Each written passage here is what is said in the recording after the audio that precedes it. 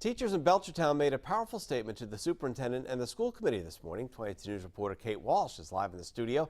She just got back from teacher walk-ins in Belchertown. That's right. We were notified this morning that teachers at every elementary school and the high school in Belchertown would be staging these walk-ins as students arrived. So I went to Swift River Elementary School around 8:15 this morning. Teachers wore red shirts and stood outside the school as a group as the principal greeted students getting dropped off for the day.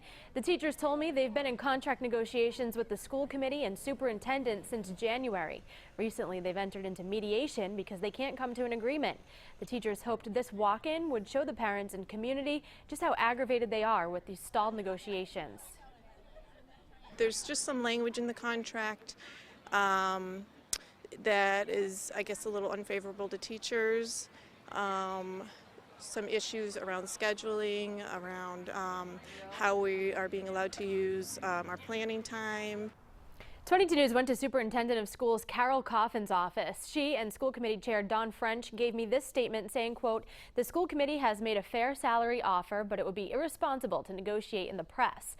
The teachers union refused to schedule another session with us at our last meeting, so we are hoping that the teachers will return to the table and resume negotiations. Please know that the school committee and the district will always first and foremost place students at the center of our decisions," end quote. And you can read that statement again on our website, wwlp.com.